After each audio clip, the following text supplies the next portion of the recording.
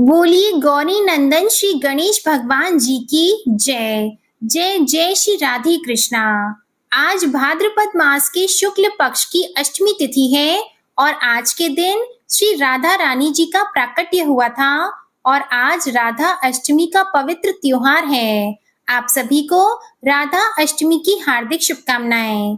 संसार में श्री राधा जैसी भाग्यवान कोई स्त्री नहीं है जिनके पति तीनों लोकों के स्वामी श्री कृष्ण सदैव उनके कंधे पर गलबैया डाले रहते हैं। जहाँ भी श्री राधा रानी जी जाती है वह उनके अधीन होकर संग संग जाते हैं। श्री कृष्ण जी के वाम भाग से प्रकट हुई श्री राधा कठिन तप प्रेम और सेवा करके ही श्री कृष्ण के प्रेम की स्वामिनी बनी और उन्हें प्राणों से भी अधिक प्रिय हुई। आज मैं आपको सुनाने जा रही हूँ श्री राधा अष्टमी के दिन सुनी जाने वाली बड़ी ही दुर्लभ कथा। तो आप सभी भक्तजन इन कथाओं को बड़ी ही श्रद्धा और प्रसन्न चित्त मन से पूरा अवश्य सुनिएगा। ब्रह्म वैवर्त पुराण के अनुसार रा का अर्थ है पाना और धा का अर्थ है मोक्ष, अर्थात श्री राधा जी के नाम जप से ही श्री कृष्ण और मोक्ष की प्राप्ति हो जाती है। पूर्व काल में श्री राधा ने शतशृंग पर्वत पर 1 सहस्त्र दिव्य युगों तक निराहार रहकर तपस्या की। इससे वे अत्यंत दुर्बल हो गईं। भगवान श्री कृष्ण ने देखा कि श्री राधा चंद्रमा की एक कला के समान अत्यंत कृश हो गई हैं। अब इनके शरीर में सांस का चलना भी बंद हो गया है। तब भगवान श्री कृष्ण करुणा से द्रवित होकर श्री राधा रानी को हृदय से लगाकर फूट फूट कर रोने लगे। भगवान श्री कृष्ण ने श्री राधा को वर देते हुए कहा, राधे तुम्हारा स्थान मेरे वक्ष स्थल पर है, तुम यहीं रहो। मुझ में तुम्हारी अविचल प्रेम भक्ति हो। सौभाग्य मान प्रेम गौरव की दृष्टि से तुम मेरे लिए सबसे श्रेष्ठ और सर्वाधिक प्रियतमा बनी रहो। संसार की समस्त युवतियों में तुम्हारा सबसे ऊंचा स्थान है। तुम सबसे अधिक महत्व और गौरव प्राप्त करो। मैं सदा तुम्हारे गुण गाऊंगा, तुम्हारी पूजा करूंगा। तुम सदा मुझे अपने अधीन समझो। मैं तुम्हारी प्रत्येक आज्ञा का पालन करने के लिए बाध्य रहूंगा। जैसे आभूषण शरीर की शोभा है, उसी प्रकार तुम मेरी शोभा हो। श्री राधा मेरी परम आत्मा है, मेरा जीवन है। श्री राधा से ही प्रेम प्राप्त करके मैं उस प्रेम को अपने प्रेमी भक्तों में बांटता हूँ। श्री कृष्ण की सेवा से ही श्री राधा ने सबसे अधिक मनोहर रूप, सौभाग्य, मान, गौरव तथा श्री कृष्ण के हृदय स्थल में स्थान, उनका पत्नीत्व प्राप्त किया है। वृंदावन लीला में लौकिक दृष्टि से तो श्री कृष्ण 11 वर्ष की अवस्था में ही ब्रज का परित्याग करके मथुरा पधार गए थे। इतनी छोटी अवस्था में स्त्रियों के साथ प्रणय की बात कल्पना में ही नहीं आती और अलौकिक जगत में श्री राधा कृष्ण दोनों सर्वदा एक ही हैं। फिर भी भगवान ने ब्रह्मा जी को श्री राधा के दिव्य विग्रह का दर्शन कराने का वरदान दिया था। उसकी पूर्ति के लिए उन्होंने ब्रह्मा जी को एकांत वन में श्री राधा के दर्शन कराए और वहीं ब्रह्मा जी के द्वारा रसराज कृष्ण और महाभाव रूपी राधा की विवाह लीला भी संपन्न हुई। ये विवाहिता श्री राधा जी सदैव ही भगवान श्री कृष्ण के संग रहती है, अवश्य ही छिपी रहती है। केवल कृष्ण कृपा होने पर ही साधक को इस युगल जोड़ी के दुर्लभ दर्शन होते हैं। पौराणिक कथाओं के अनुसार राधा माता गोलोक में श्री कृष्ण जी के साथ निवास करती थी। एक बार देवी राधा गोलोक से कहीं बाहर गई। जब वापस आई तो देखा कि कृष्ण भगवान गोलोक में नहीं है। उस समय भगवान श्री कृष्ण अपनी एक सखी विरजा के साथ गोलोक में घूम रहे थे। ये बात जब राधा जी को मालूम हुई तो उन्हें गुस्सा आया और वे सीधे उनके पास पहुंच गईं। वहां पहुंचकर उन्होंने भगवान श्री कृष्ण को काफी भला बुरा कहा। राधा जी का यह व्यवहार भगवान श्री कृष्ण के मित्र श्री दामा को बुरा लगा और उन्होंने राधा जी को पृथ्वी पर जन्म लेने का श्राप दे दिया। राधा रानी को इतने गुस्से में देखकर कृष्ण भगवान की सखी विरजा भी वहां से चली गईं। इस श्राप के बाद राधा ने बदले में श्री दामा को श्राप देते हुए राक्षस कुल में जन्म लेने का श्राप दे दिया। राधा रानी के द्वारा दिए गए श्राप के कारण ही श्री दामा का जन्म शंखचूर्ण दानव के रूप में हुआ था। दानव कुल में जन्म लेने के बाद भी भगवान विष्णु का अनन्य भक्त बना। वहीं दूसरी ओर राधा रानी ने भी पृथ्वी पर वृषभानु के घर पुत्री के रूप में जन्म लिया। देवी कीर्ति के गर्भ से नहीं जन्मी थी। दरअसल जिस समय श्री दामा और राधा रानी ने एक दूसरे को श्राप दिया, तब भगवान श्री कृष्ण जी ने राधा रानी से कहा कि आपको पृथ्वी पर देवी कीर्ति और वृषभानु जी की पुत्री के रूप में रहना है। इसके आगे भगवान श्री कृष्ण ने राधा रानी से कहा कि जब आप विवाह के योग्य हो जाएंगी तो आपका विवाह मनुष्य के अवतार में रायण नामक एक वैश्य से होगा। हालांकि वह भी मेरे अंश अवतारों में से ही एक होगा। आप धरती पर भी मेरी प्रियतमा बनकर ही रहोगी, परंतु हम दोनों को वहां बिछड़ने का दुख सहन करना होगा। और राधा रानी, अब आप धरती पर जन्म लेने की तैयारी करें। सांसारिक दृष्टि से देवी कीर्ति गर्भवती हुई और उन्हें प्रसव हुआ, लेकिन देवी कीर्ति के गर्भ में योग माया की प्रेरणा से वायु का प्रवेश हुआ और उन्होंने वायु को ही जन्म दिया। जब वह प्रसव पीड़ा से गुजर रही थी, इस समय महादेवी राधा रानी एक प्यारी सी कन्या के रूप में प्रकट हो गईं। जिस दिन राधा रानी प्रकट हुई, वह दिन भाद्रपद शुक्ल पक्ष की अष्टमी का दिन था। इसलिए भाद्रपद शुक्ल पक्ष अष्टमी को राधा रानी अष्टमी के रूप में जाना जाता है। इस दिन भगवान श्री कृष्ण और राधा रानी की पूजा की जाती है। इस व्रत को करने से सभी सांसारिक सुख आनंद की प्राप्ति होती है। मान्यताओं के अनुसार इस व्रत को करने से धन की कमी नहीं होती और घर में सुख संपदा आती है। आइए अब मनोकामनाओं को पूरा करने वाली राधा अष्टमी की बड़ी ही सुंदर कथा को सुनते हैं। आप सभी भक्तजन इन कथाओं को पूरा अवश्य सुनिएगा। एक गांव में रमा नाम की एक स्त्री थी। उसके विवाह को 5-6 बरस हो गए थे, लेकिन उसकी कोई संतान नहीं थी। एक बार श्री राधा अष्टमी का उत्सव आया। गांव की औरतें बरसाना जा रही थी। औरतों ने कहा कि तुम भी बरसाना चलो। राधा रानी बड़ी दयालु है, तुम्हारी गोद जरूर भर देगी।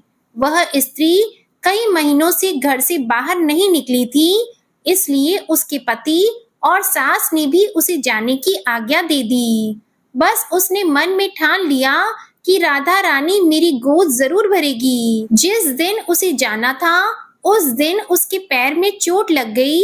उससे चला भी नहीं जा रहा था। फिर भी वह स्त्रियों के संग यात्रा पर चली गईं। सारे रास्ते राधा कृष्ण जी का जप और कीर्तन करती हुई गईं और बरसाना पहुंचकर नहा धोकर राधा जी के मंदिर में जाने के लिए तैयार हुई। राधा जी के महल में जब जाते हैं तो ऊपर बहुत सी सीढ़ियां चढ़नी पड़ती हैं।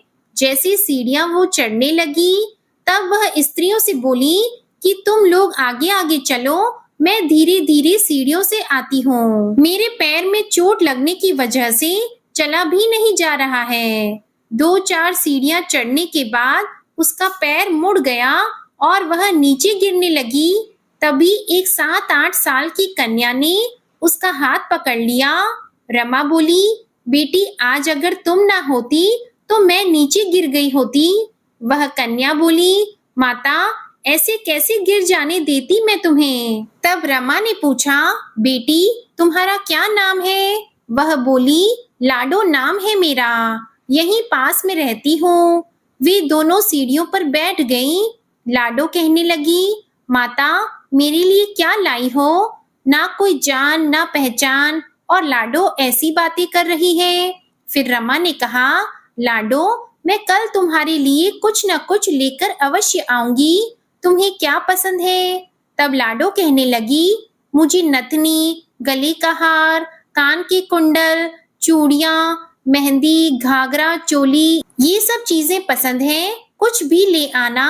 इतना कहकर वह बालिका भाग गई। जैसे तैसे रमा भी मंदिर में दर्शन करके लौट आई।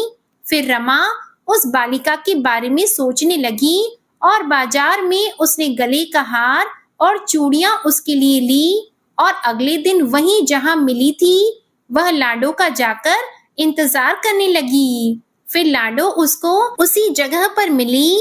चूड़ियां और गले का हार जैसे ही उसे दिया, वह बोली, बस इतनी सी ही, और चीजें नहीं लाई, और वह मुंह फुलाकर बैठ गई। तब रमा बोली, अभी मैं 8 दिन यहीं पर हूँ, रोज तुम्हारे लिए कुछ न कुछ लाया करूंगी। यह सुनकर लाडो उसकी गोद में बैठ गई और गले से लग गई। रमा तो रोने लगी, उसे जैसे एक संतान मिल गई हो। खूब प्यार से उसके सिर पर हाथ फेरा। ऐसे ही वह फिर चली गई। रमा ने मंदिर से आकर घाघरा और चोली उसके लिए बनवाए। ऐसे ही रोज कुछ न कुछ वह उसे देती। एक दिन रमा कहती है, अब यह सारी चीजें मुझे पहनकर तो दिखाओ। तो लाडो बोली, कल राधा अष्टमी है, मैं कल इसे पहनूंगी। इस बार लाडो के साथ एक लड़का भी था। उसे देखकर रमा ने कहा, आज पता नहीं मेरे मन में क्या आया, मैंने एक धोती और मुकुट मोर वाला लिया है, क्या मैं इसे दे दूं? लाडो बोली, ये कनुआ है, मेरे साथ ही रहता है, हाँ तुम इसे दे दो। ऐसा कहकर वे दोनों सामान लेकर चले गए।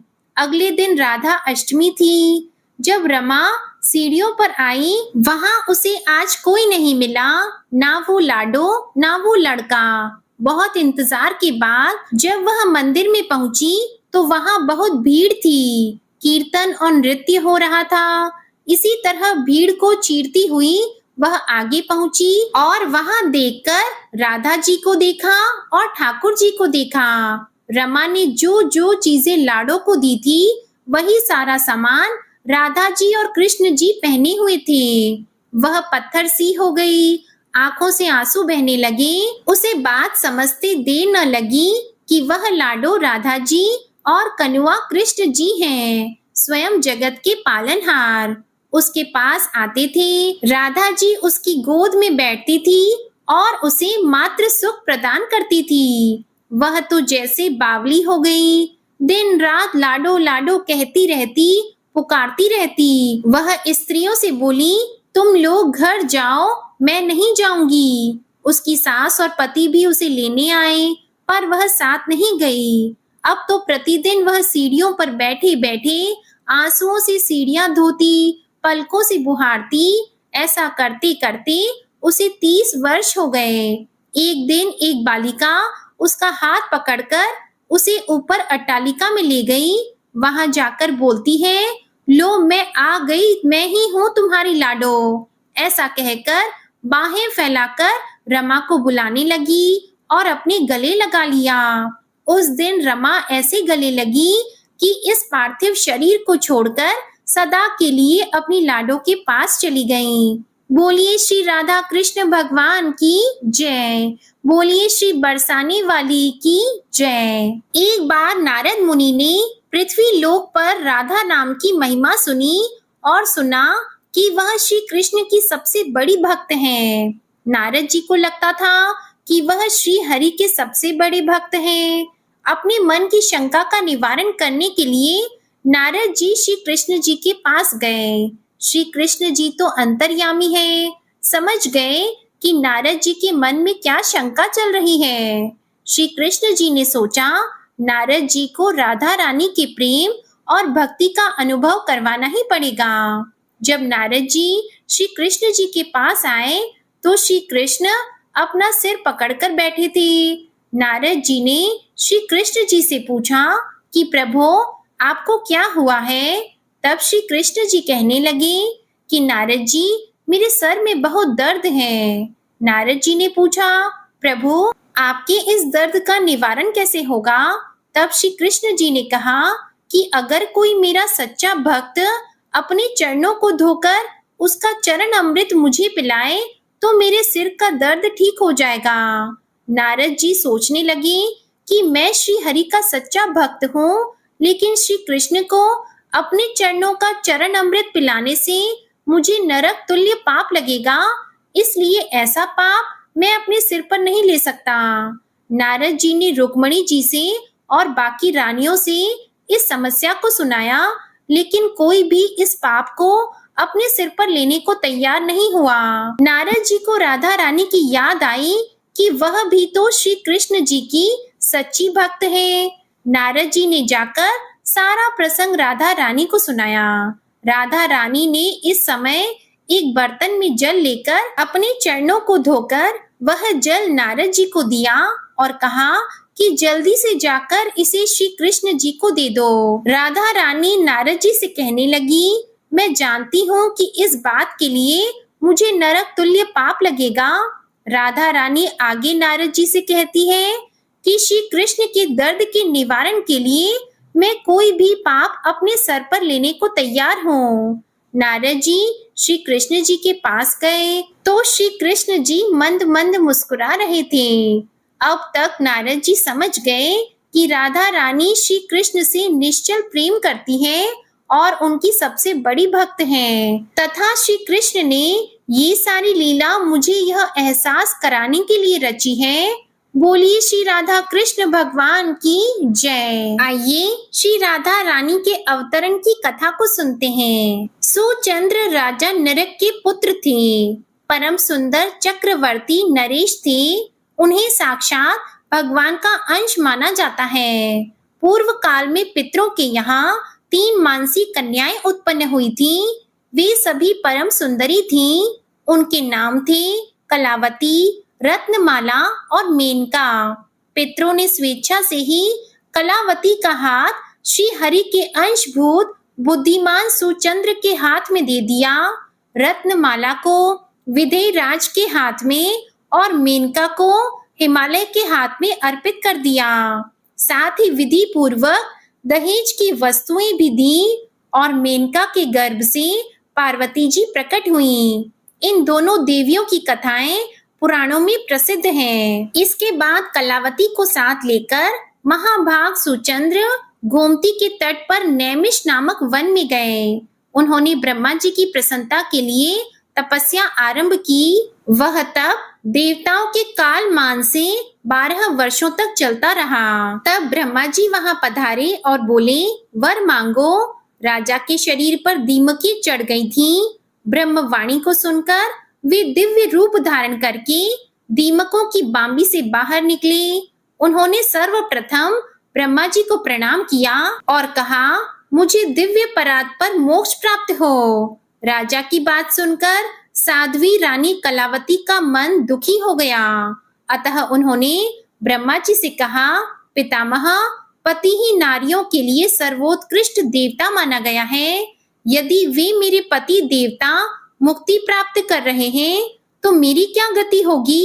इनके बिना मैं जीवित नहीं रहूंगी। यदि आप इन्हें मोक्ष देंगे तो मैं पति सहचर्य में विच्छेद के कारण विह्वल होकर आपको श्राप दे दूंगी। ब्रह्मा जी ने कहा, देवी, मैं तुम्हारे श्राप के भय से अवश्य डरता हूँ, किंतु मेरा दिया हुआ वर कभी विफल नहीं हो सकता। इसलिए तुम अपने प्राण पति के साथ स्वर्ग में जाओ। वहां स्वर्ग सुख भोग कर कालांतर में फिर पृथ्वी पर जन्म लोगी। द्वापर के अंत में भारतवर्ष में गंगा और यमुना के बीच तुम्हारा जन्म होगा।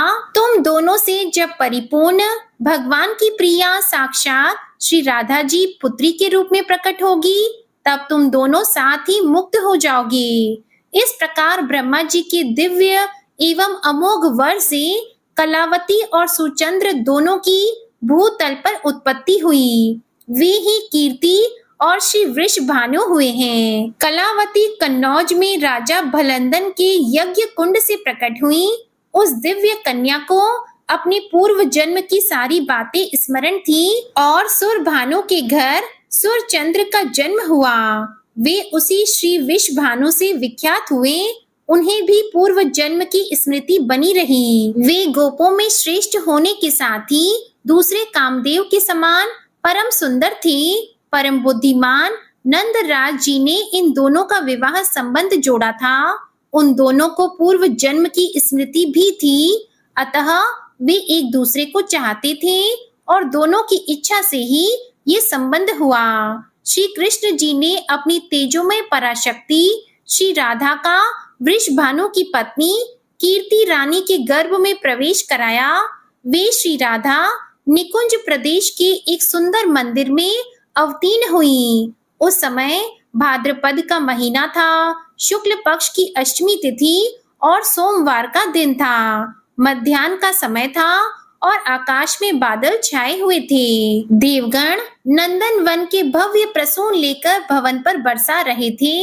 उसी समय श्री राधा जी के अवतार धारण करने से नदियों का जल स्वच्छ हो गया। संपूर्ण दिशाएं प्रसन्न निर्मल हो उठी।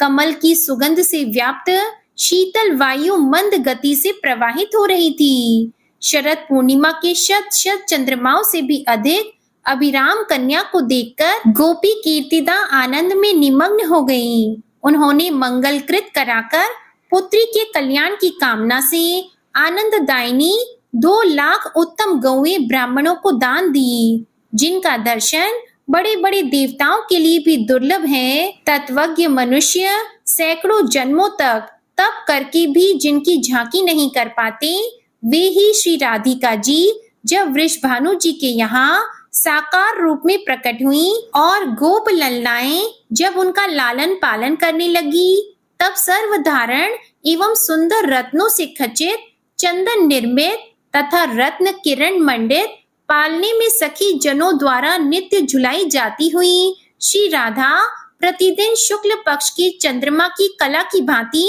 बढ़ने लगी। बोलिए श्री राधा कृष्ण भगवान की जय। बोलिए श्री वृषभानु दुलारी की जय। आइए अब बड़ी ही सुंदर कथा को सुनते हैं। एक बार की बात है, जब श्री राधा जी पृथ्वी लोक पर चलने लगी तो गोलोक के श्री राधा जी के लीला पक्षी श्री सुखदेव जी ने भी साथ चलने को कहा। तो वहीं राधा जी की आज्ञा से भगवान की अमर कथा रूपी भागवत कथा के प्रचार करने के लिए गोलोक के लीला पक्षी श्री सुखदेव जी एक शुक के गर्भ के अंडे के रूप में प्रकट होकर अमरनाथ में प्रकट हुए थे। वह अंडा हवा के झकोरों के कारण फूट गया था और अमरनाथ में फूटा हुआ पड़ा था। इधर एक बार श्री नारद जी घूमते घूमते कैलाश पर्वत पर पहुंचे तो श्री पार्वती जी ने नारद जी को सत्कार करने के बाद पूछा कि नारद जी आप कहाँ से आ रहे हैं? तो नारद जी ने कहा कि मैं हर जगह घूमते हुए आ रहा हूँ, परंतु अब घूमना कम कर दिया है क्योंकि लोगों पर विश्वास नहीं है। इसका कारण लोगों में प्रेम एक दूसरे के प्रति नहीं है, केवल दिखावे का प्रेम है, वस्तुतः प्रेम नहीं है। तब पार्वती जी ने कहा, नारद जी लेकिन हमारे पति भूत भावन शंकर जी में तो बहुत प्रेम है, यानी श्री शंकर जी हमसे बहुत प्रेम करते हैं। तब श्री नारद जी ने कहा कि हे पार्वती माता, जब आपके पति देव श्री शंकर जी आपसे प्रेम करते हैं तो यह जरूर बतलाए होंगे कि श्री शंकर जी जो अपने गले में माला पहने हैं वह कैसी और किसकी माला है? तब पार्वती जी ने कहा, नारद जी यह माला पहनने का रहस्य तो वह अभी तक नहीं बताए। तब नारद जी ने कहा कि फिर आपके पति आपसे झूठ या दिखावे का प्रेम करते हैं, वस्तुतः प्रेम नहीं करते हैं। इतना कहकर श्री नारद जी वहां से चल दिए। इधर वहीं एक बार पार्वती जी ने भोलेनाथ जी से अनुरोध किया कि कृपा ये बताइए कि आपके गले में किसकी माला है तथा यह वर दें कि हे स्वामी मुझे आपसे वियोग नहीं हो और हमेशा आत्मज्ञान बना रहे, इसका कोई उपाय बताएं। आगे श्री शंकर जी ने कहा कि इस आत्मज्ञान को मैं समय से बताऊंगा, परंतु श्री नारद जी द्वारा जो भेद वचन है उन भेद वचनों के समाधान को करते हुए श्री शंकर जी ने कहा कि हे पार्वती, यह हमारे गले में जो मुंडों की माला है वह मुंड माला तुम्हारे ही मुंडों की है, जिनको मैंने तुम्हारे बार बार मरने पर तुम्हारी यादगारी में माला के रूप में धारण किया है, क्योंकि मैं तुमसे अत्यधिक प्रेम करता हूँ। तब पार्वती जी ने कहा कि मैं बार बार मर जाती हूँ और आपकी मृत्यु नहीं होती, इसका क्या कारण है? तब श्री शंकर जी ने कहा कि हे पार्वती, मैंने अमर कथा सुना है जिससे मैं अमर हूँ। यह घटना सुनकर श्री पार्वती जी ने अमर कथा सुनने के लिए श्री शंकर जी से प्रार्थना की। तब शंकर जी ने कहा, हे पार्वती, इस समय मैं तुम्हें अमर कथा सुनने का पूर्ण लक्षण नहीं देख रहा हूँ, फिर भी तुम्हारे आग्रह करने के कारण मैं अवश्य कथा सुनाऊंगा। यानी आज आपको अति गोपनीय कथा सुना रहा हूँ, जिसको सुनकर तुम भी अमर हो सकती हो। इसलिए आप जरा बाहर देखकर आए कि कहीं कोई और तो नहीं है। श्री पार्वती जी ने बाहर आकर चारों तरफ अच्छी तरह देखा तो वहाँ एक शुक शावक के विगलित अंडे के सिवा कुछ नहीं था। उन्होंने श्री शंकर जी से कहा कि बाहर कोई नहीं है। तब बीच बीच में पार्वती जी कथा सुनने के दौरान हुंकार भरती थी। दशम स्कंद की समाप्ति पर वे निद्राग्रस्त हो गईं, यानी पार्वती माता को नींद आ गई। और 12वें स्कंद की समाप्ति पर पार्वती जी ने शंकर जी से कहा कि हे प्रभु, क्षमा करिए, मुझे दशम स्कंद के बाद नींद आ गई थी, मैं आगे की कथा नहीं सुन सकी हूँ। अर्थात श्री कृष्ण उद्धव संवाद जो 11 स्कंद में है उसको मैंने नहीं सुना तथा 12वें स्कंद की कथा भी नहीं सुनी। इधर यह जानने हेतु कि फिर कथा के बीच में हुंकारी कौन भर रहा था, अगर पार्वती माता सो रही थी तो बार बार हुंकारी कौन भर रहा था, यह प्रश्न दोनों के मन में जागा। यह जानने के लिए शिवजी बाहर निकले। उन्होंने एक सुंदर शुक शावक को देखा, यानी एक तोते के बच्चे को देखा। श्री शंकर जी ने पार्वती जी से पूछा, आखिर ये शुक शावक कहाँ से आ गया? पार्वती जी ने विनीत वाणी में कहा कि यह तो विगलित अंडे के रूप में पड़ा था तथा श्री भागवत कथा रूपी अमृत पान से जीवित हो गया। इस प्रकार अमर कथा की गोपनीयता भंग होने से शंकर जी शुक शावक को पकड़ने के लिए झपटे। शुक शावक उड़ गया और उड़ते उड़ते भय से श्री बद्रिकाश्रम के निकट व्यास आश्रम पर श्री व्यास जी की पत्नी पिंगला के मुख में प्रवेश कर गया। फिर शंकर जी ने श्री व्यास जी द्वारा सांत्वना प्राप्त कर वापस अपने आश्रम पर लौट गए। इधर श्री शुकदेव जी 16 वर्षों तक पिंगला के गर्भ में रहे। अंततः श्री व्यास जी के अनुरोध करने पर शुकदेव जी ने अपना भय बताना प्रारंभ किया। उन्होंने गर्भ के भीतर से कहा कि उन्हें बाहर आने पर माया से ग्रसित होने का भय है। यदि भगवान श्री कृष्ण द्वारा माया से ग्रसित नहीं होने का आश्वासन मिले तब वह बाहर आएंगे। व्यास जी के अनुरोध से भगवान श्री कृष्ण जी ने शुकदेव जी को माया से ग्रसित नहीं होने का आश्वासन दिया। तब शुकदेव जी गर्भ से बाहर आए और जन्म लेते ही जंगल में तपस्या करने चल पड़े। तथा पुनः शुकदेव जी जो अपने पिता व्यास जी के बुलाने पर भी नहीं आए, लेकिन व्यास जी के ब्रह्मचारी शिष्य द्वारा गाए जाते हुए श्री भागवत जी के मंत्रों से अपनी समाधि को तोड़ दिया। इस श्लोक को पूरा सुनकर श्री शुकदेव जी ने समाधि तोड़ दी और श्लोक को सुनकर उन श्री व्यास जी के शिष्यों के पीछे पीछे चल दिए। इस घटना का मुख्य कारण भागवत कथा ही है। बोलिए जय जय श्री राधे कृष्णा। कथाएं पसंद आई हो तो वीडियो को लाइक करके चैनल को जरूर सब्सक्राइब कीजिएगा। जय श्री राधे कृष्णा।